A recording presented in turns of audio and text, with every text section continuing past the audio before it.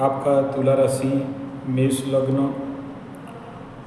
लग्नाधिपति शुक्र उच्चस्थ होके तुला राशि में राशि से छठा में गया है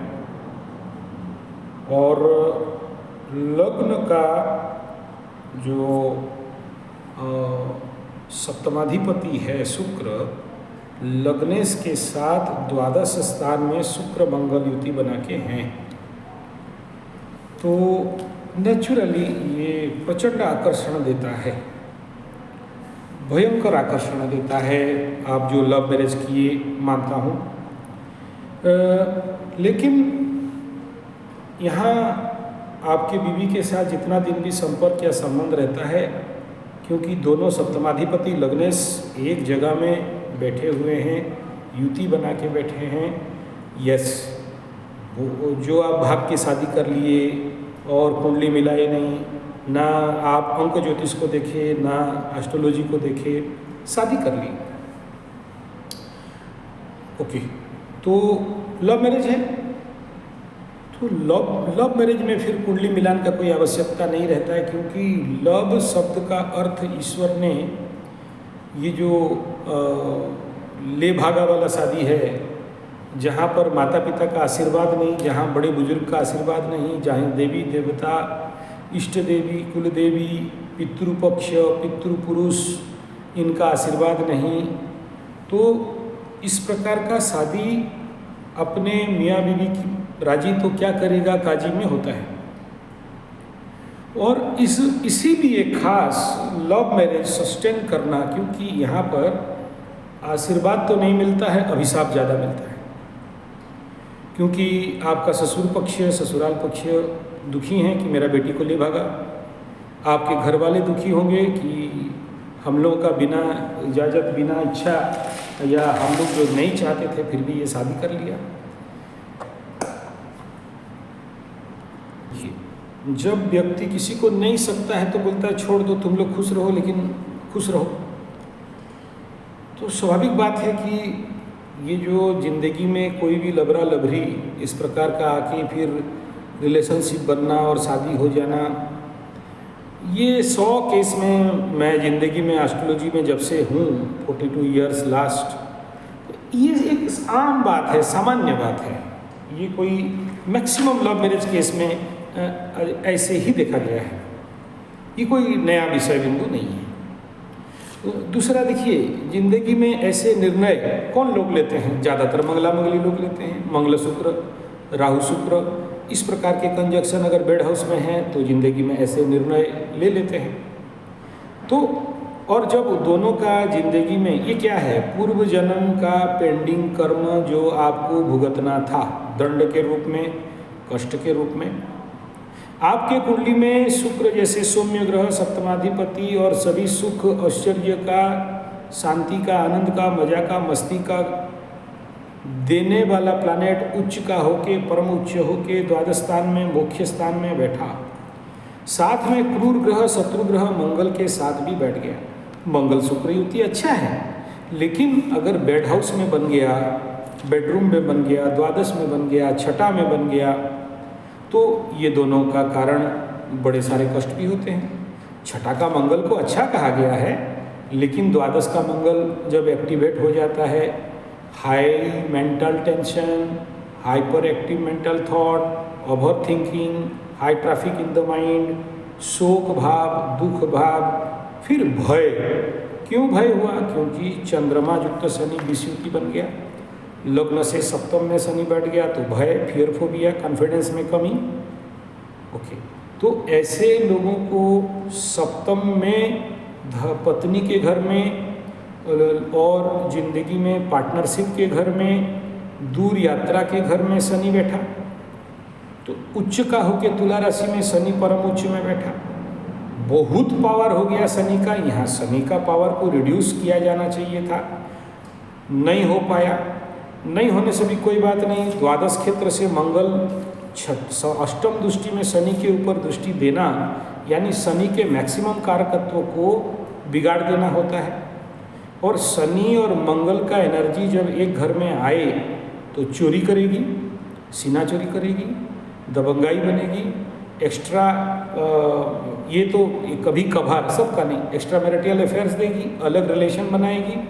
आपसे प्यार करने के बावजूद भी दूसरी तरफ इसका मन जाने का संभावना, शब्द देखिए संभावना रहता है। और गलत संगत, आप जैसे बोल रहे हो कि उसका छोटी बहन या बड़ी बहन, तो हाँ, इसका बहन के साथ उसके समझ के कारण, उसका समझाने के कारण। चौथा ये है कि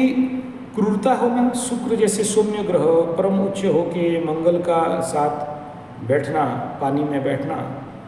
तो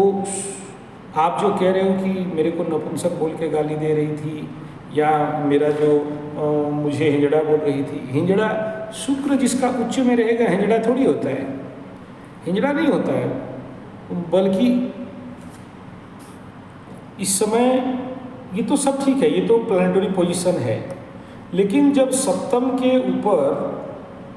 2 पाप ग्रह का दृष्टि हो जाए, राहु का, मंगल का, द्वादश क्षेत्र से मंगल सप्तम स्थान को देख रहा है अष्टम दृष्टि में, राहु तृतीय स्थान से पंचम दृष्टि में सप्तम स्थान को देख रहा है, शनि के ऊपर राहु और मंगल का तीक्ष्ण दृष्टि 5-8 का दृष्टि, तो यहाँ पर परिस्थिति स्वाभाविक सांघातिक होना कोई बड़ा बात नहीं है। तो ये विच्छेदात्मक प्लैनेट जब सप्तम स्थान बीबी के घर के ऊपर देखेंगे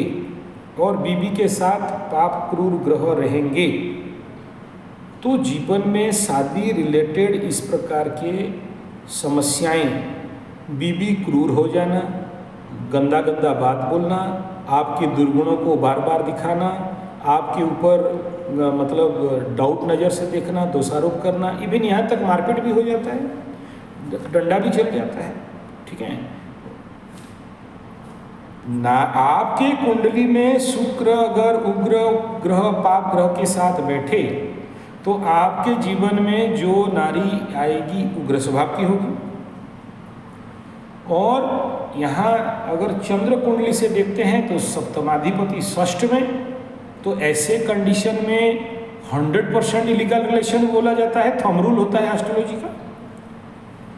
100% एक्स्ट्रा मैरिटल अफेयर्स कहा जाएगा, थंब रूल होता है। अगर पाप ग्रह युते, पाप ग्रह सहिते बनता है तो और ज़्यादा हो जाता है। गुरु का यहाँ बचाव का दृष्टि है तो कुछ रक्षा तो जरूर है, इसमें 30% का चांस जरूर है कि वापस आ जाएगी, क्योंकि ऐसे महिलाएं जब जाती हैं 2-4 दिन जुम्मा मजा उठाती हैं, बाद में इनका दुर्गुण वहाँ भी प्रकट होता है, तो वो लोग भी जिसके पास गई होगी वो भी ज़्यादा दिन नहीं रख सकता उसको, तो अल्टरनेटली घूम फिर के तो वहीं आती है,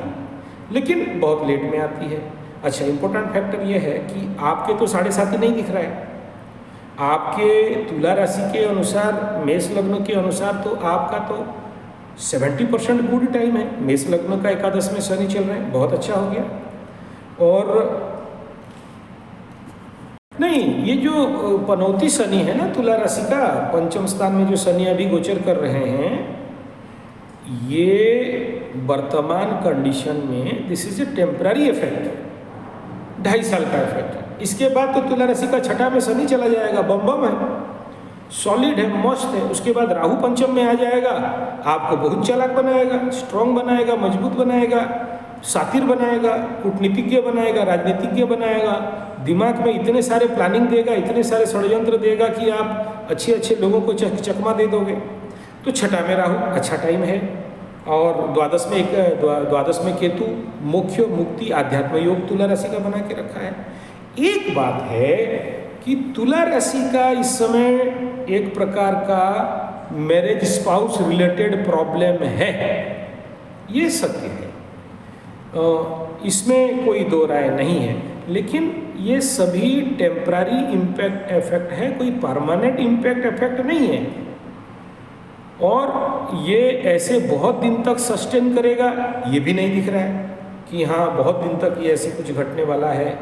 ऐसा कोई संपर्क नहीं है। अब ये टेम्पररी इफेक्ट है, जाएगी फिर आ जाएगी, ठीक है। और बचाव है आपकी कुंडली में इस कंडीशन पे, तो बचाव है, ऐसा नहीं कि नहीं बचाव है बोल के। लेकिन इसके लिए आप इतना चिंतित होकर बैठे रहना और अपना काम नहीं करना, ये सबसे बड़ा गलती और बेवकूफ़ी का काम है। इस समय